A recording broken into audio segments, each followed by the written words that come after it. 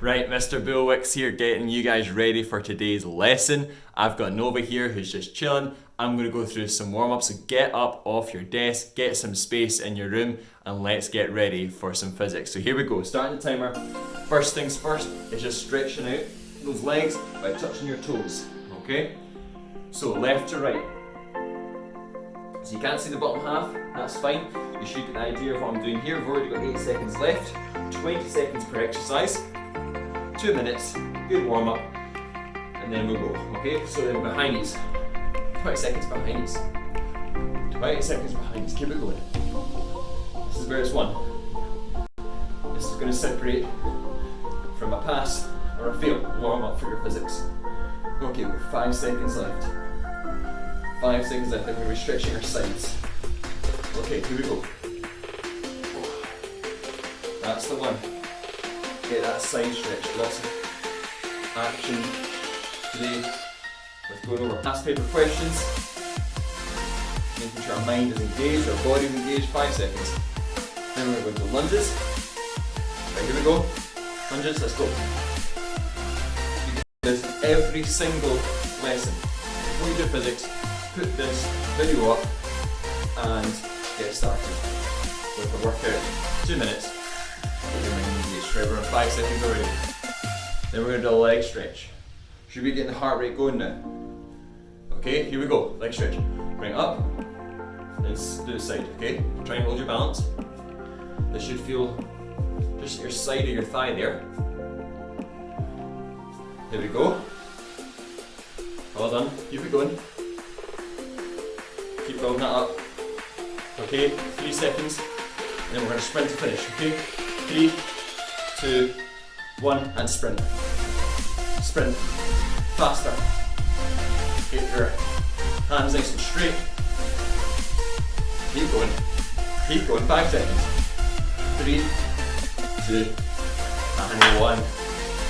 Guys, you're ready. I'm slightly out of breath. You should be slightly out of breath. And what better way to start your physics than a wee 2-minute warm up. Get the heart going. It's time to go over these past paper questions. Well, National 5, you should be warmed up and ready to go, diving ourselves right into properties of matter past paper question answers. So I'm going to go through in a similar way as before. It's a really bright, sunny, beautiful day actually. So this is nicely lit up, and yeah, let's just get started. So the first question says, a water rocket consists of a plastic bottle partly filled with water.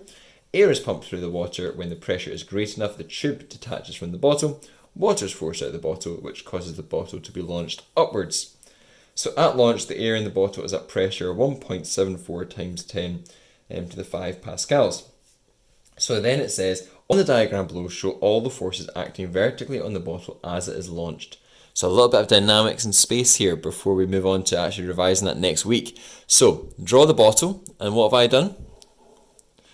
Well, classic weight going down the way. There's always going to be some form of weight pressing down the way, okay, pulling it down. What's causing it to go up? Well, in this way, it's the thrust. There's probably actually a little bit of Newton's third law going on here, where every action has an equal and opposite reaction. But we know that it's getting pushed upwards, okay? So there must be some sort of thrust going upwards and weight going downwards, okay? So that's 2 marks there. Good.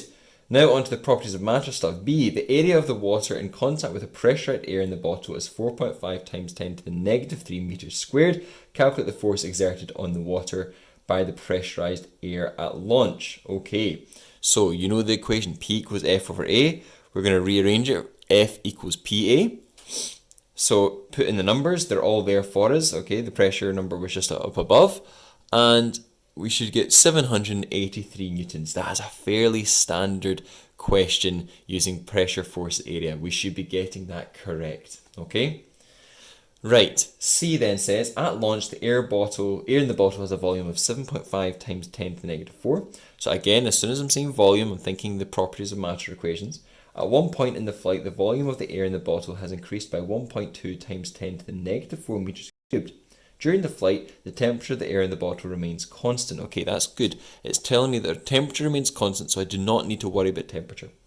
So calculate the pressure of the air inside the bottle at this point in the flight. Well, I know I'm going to be using this equation. So how can I use that equation? Well, I know that temperature is not involved, and therefore I know that pressure and volume are the two things that are being discussed. So that is the equation I'm going to be using. I've already been given the pressure to start with. I had that in the last question. I've given the volume initially. So the second thing though is I don't have P2, because remember everything in the first sentence is here, everything in the second sentence is here, and it says that it increased by 1.2 times 10 to the negative 4. So I'm adding this up here, alright?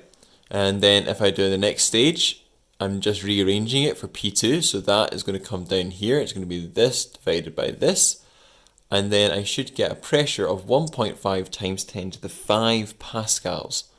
Alright, so that's my answer there. So again, 4 marks, 1, 2, 3, and the 4th mark for doing this addition here. Alright, so that's how we do that. Brilliant. Okay, plenty more where that comes from in the rest of the questions. C, using the kinetic model, explain what happens to the pressure of the air inside the bottle as the volume of the air increases. Now, I have given you 3 kinetic model questions. You should now know how to do kinetic model or kinetic theory. There should be no excuses after this, especially if you look at these answers. So what have I said? Because it's the same as every other question, maybe you just have to change ever so slightly some of the wording, okay? But I'll go through each one. So as I've said, as volume increases, the particles will hit the walls less frequently, and therefore the average force exerted on the container decreases. By P equals F over A, pressure will then also decrease. So 3 marks. Volume increases, the particles will hit the walls less frequently, 1 mark. And therefore the average force exerted on the container decreases, 2 marks. By P equals F over A, pressure will then also decrease, 3 marks. Okay? This is the bog standard answer. I'm going to show you 2 more today. Okay, that was question 1. Alright? So, question 2. A student sets up an experiment to investigate the relationship between the pressure and temperature of a fixed mass of gas as shown. The student heats the water and records the following readings of pressure and temperature.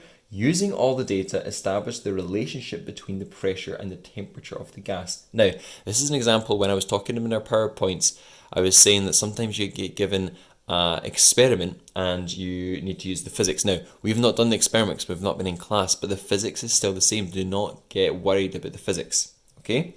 So, how have I done this? Well, I know pressure and temperature have the equation P1 over T1 equals P2 over T2. So what I'm going to do is I'm going to do P over T for each and every answer.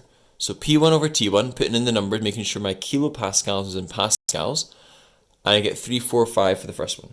Second one, I put the numbers in, I get 342. For the third one, I get 348. And for the last one, I get 346. Okay?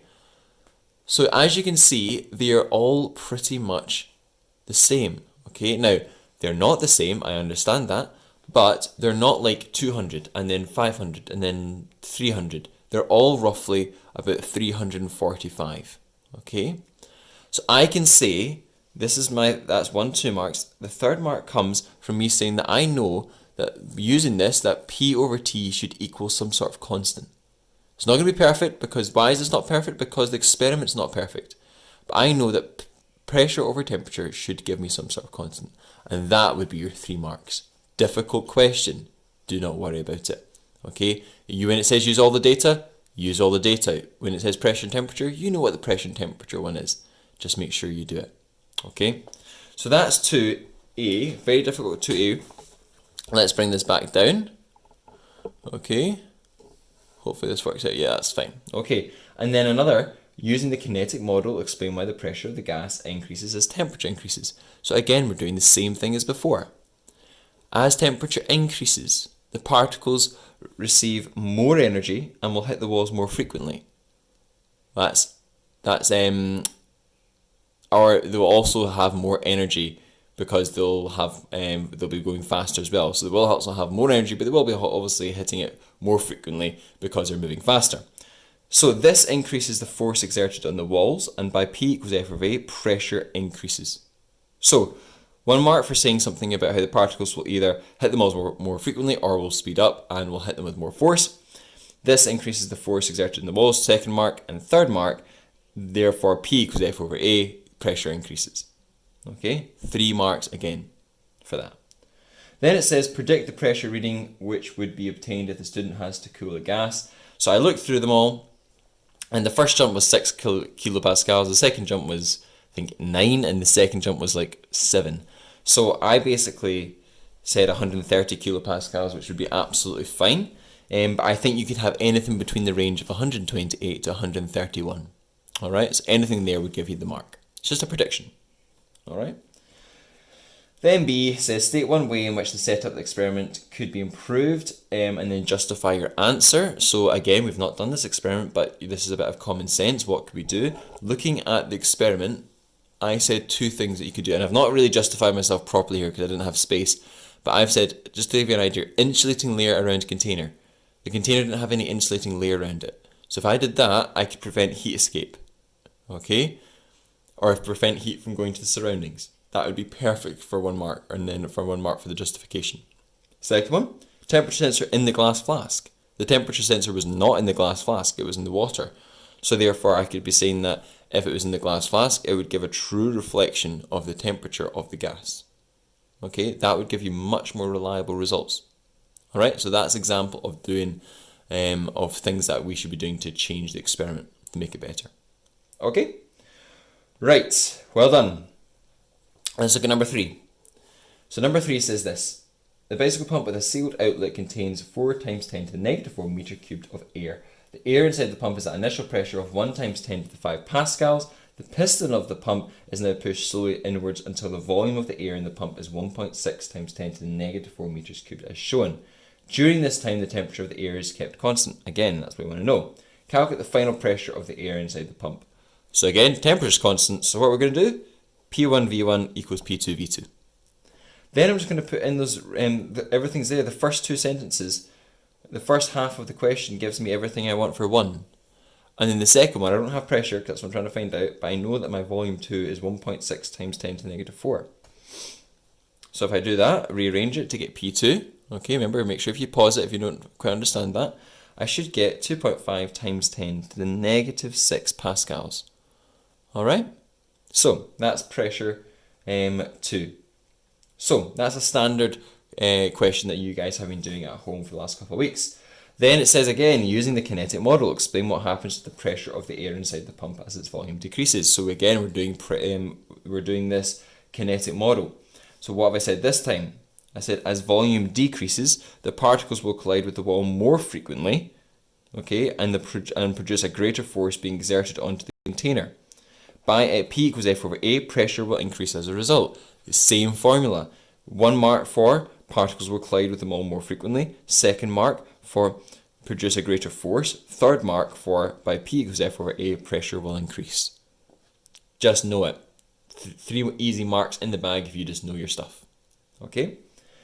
Then C says the piston is now released, allowing it to move outwards towards the original position. During this time, the temperature of the air in the pump remains constant. Perfect. Using the axes, sketch a graph of the pressure of the air of the pump varies as its volume increases. You should know all of your graphs from just doing the PowerPoints. Okay, so you should memorize all of those graphs. So you know that pressure and volume should look like that there.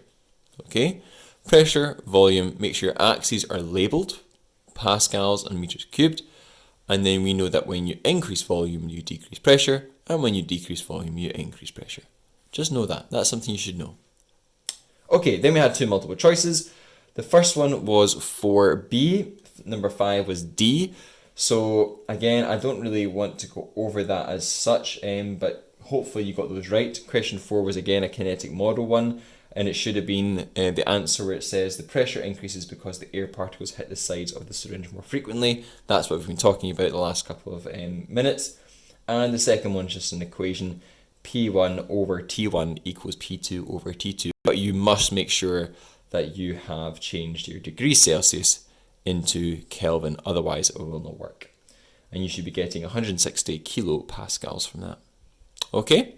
So that there is the past paper questions for properties of matter. Very, very well done. Next week we're going to be going on to some sort of other revision, and that will be made clear to you guys next week. But I hope you have a good weekend. And again, Thanks for watching, and make sure you click that bell and subscribe. See you later, National 5.